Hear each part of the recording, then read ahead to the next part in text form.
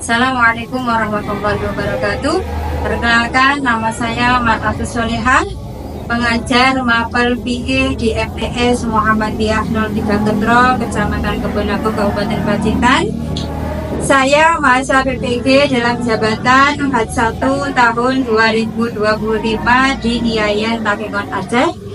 Saya akan mempersembahkan video praktek pembelajaran hari ini Sabtu tanggal 10 Mei tahun 2025 di kelas 7 dengan tema sholat dalam keadaan tertentu, yaitu sholat dalam keadaan sakit. Berikut videonya. Assalamualaikum warahmatullahi wabarakatuh. Assalamualaikum warahmatullahi wabarakatuh.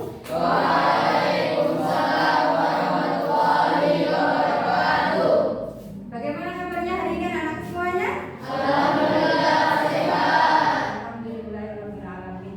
Seperti kebiasaan sebelumnya, kita sebelum pembelajaran kita berdoa terlebih dahulu. Untuk persiapan berdoa, ingat siapkan posisi duduk kita dengan baik karena kita berdoa meminta kepada Allah. Untuk berdoa kelasnya, silakan dipimpin untuk berdoa. Dan doa mulai.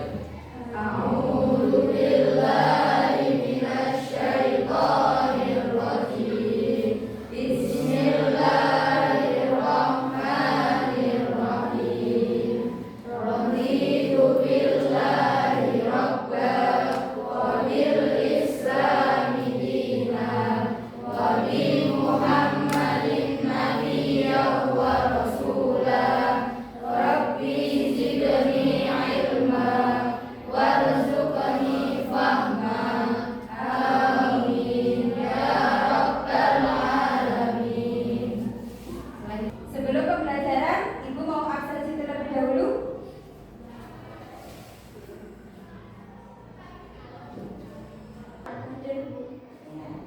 Asfia Asfatul Husna, Nasabudin. Setelah absensi, semua hadir semuanya. Alhamdulillah semua diberikan kesehatan. Materi pada hari ini kita membahas tentang salat dalam keadaan tertentu.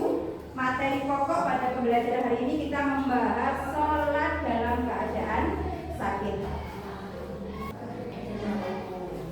Untuk tujuan pembelajaran pada hari ini yaitu setelah mempelajari materi ini, peserta didik mampu: 1.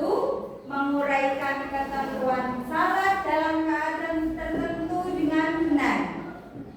Yang kedua, menemukan nilai-nilai positif pada pelaksanaan sholat wajib dalam keadaan tertentu. Yang ketiga, menelaah tata cara sholat dalam keadaan tertentu dengan benar. Gunakan model pembelajaran PBL (Problem Based Learning), yang mana nanti pelaksanaan pembelajarannya anak-anak dibagi kelompok, diselesaikan sesuai dengan kelompoknya masing-masing, didiskusikan di kelompoknya masing-masing.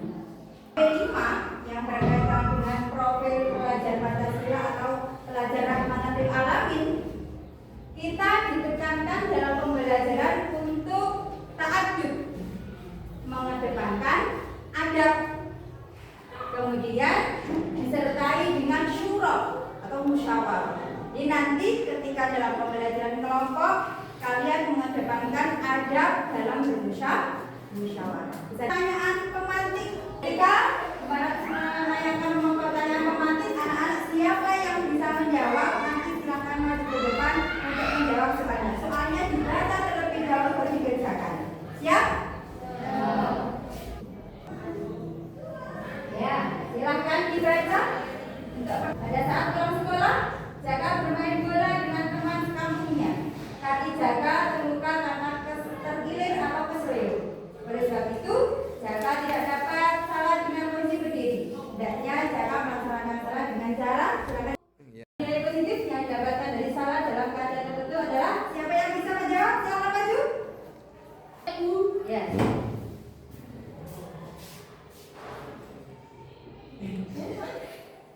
Ya, benar, tepuk tangannya. Yang ketiga, siapa yang bisa menjawab? Iya, silakan.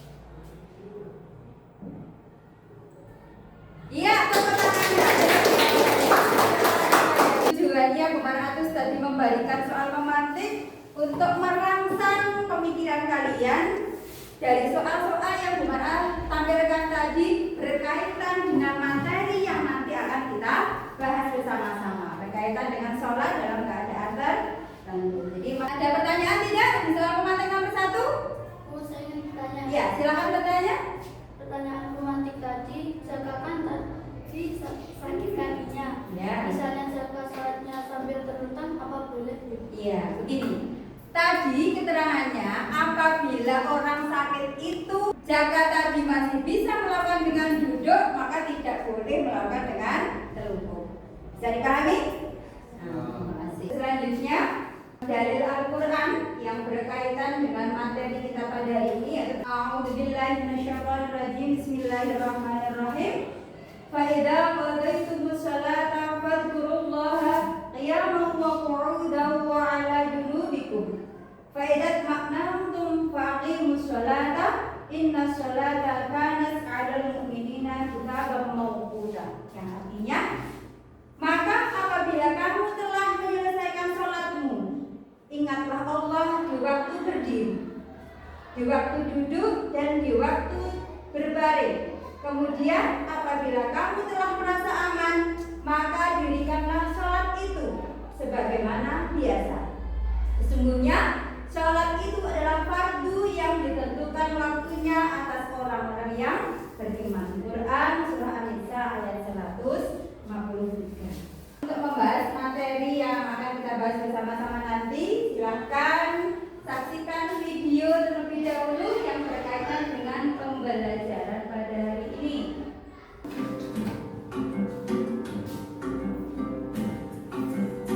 Kali ini kita bahas materi kelas 7 tentang sholat dalam keadaan darurat.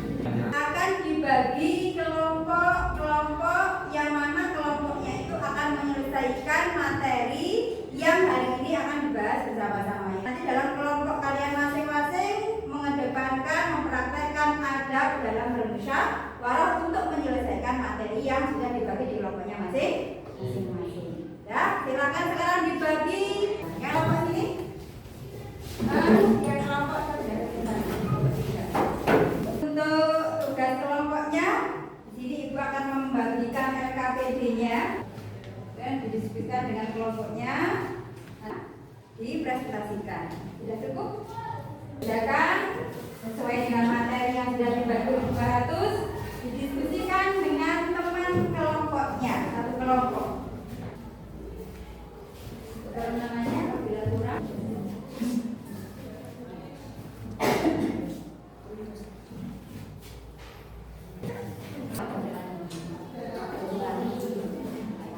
Temannya membantu apa materi? Iya. Ini sholat dengan duduk bagaimana? Sholat dengan menggunakan isyarat. Poin-poinnya yang dikerjakan apa? Lakukan sholat dengan duduk.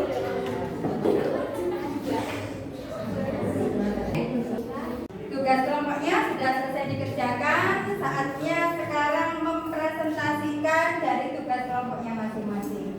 Silakan kelompok 2 untuk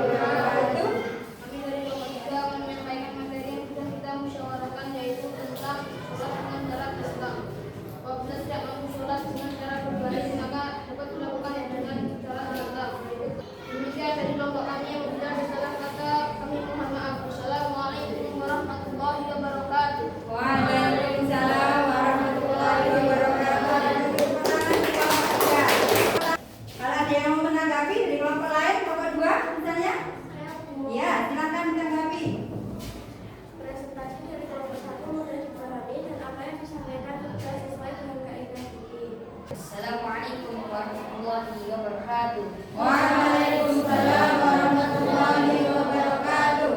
Kami dari kelompok 4 akan mempresentasikan hasil diskusi kelompok kami. Apabila sudah tidak mampu sholat dengan cara berdiri, duduk, berbaring, atau terlentang karena kondisi darurat, maka boleh sholat dengan isyarat. Idza amartukum bisyai'in fa'tu minhu mastata'tum. Saya mau menanggapi dari kelompok 1. Tolong praktekkan sholat dengan duduk supaya kita lebih bisa memahami. Gerakan takbiratul ihram mengangkat kedua tangan lalu bersujud. Gerakan rukuk menundukkan sedikit kepala. Gerakan sujud sama seperti dengan sujud seperti bunyinya.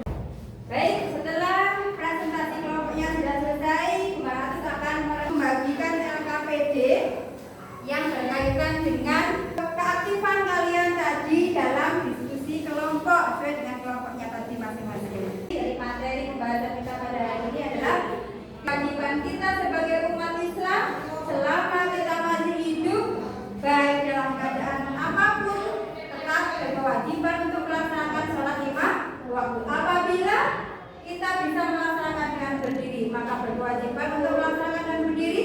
Apabila berdiri tidak mampu, maka diperbolehkan melaksanakan sholat dengan cara duduk. Bila mana duduk sudah tidak mampu untuk mengerjakan, dalam Islam ada rukhsah namanya keringanan, boleh dilakukan dengan cara tidur berbaring. Apabila dengan tidur berbaring tidak bisa melakukan, maka boleh melakukan sholat dengan tidur. Jika tidur terlentang sudah tidak bisa melakukan, terakhir boleh dilaksanakan sholat dengan menggunakan isyarat. Jadi maka akan menuliskan dari Al-Quran yang menjelaskan tentang kaitannya dengan sholat tadi. Dari Al-Quran yang berkaitan dengan sholat, bacakan Bismillahirrahmanirrahim. Inna sholata tanha 'anil fahsya'i wal munkar. Sesungguhnya ketika kita melaksanakan sholat itu bisa mencegah diri kita dari perbuatan keji dan kemungkaran. Jadi kewajiban sholat itu ditekankan supaya kita terhindar dari perbuatan keji dan kemungkaran. Untuk selanjutnya, Mbak akan memberikan kalian tugas yang akan dikerjakan di minggu selanjutnya, pertemuan selanjutnya, yaitu kalian mempraktekkan tata cara sholat, baik dengan cara duduk, kemudian tidur miring, berbaring, kemudian terlentang, kemudian yang terakhir mempraktekkan sholat dengan menggunakan isyarat. Kemudian minggu depan, minggu selanjutnya kita praktek bersama-sama supaya kita lebih bisa memahami, bisa mengerjakan sesuai dengan ajaran Islam. Pembelajaran kita sudah selesai, sudah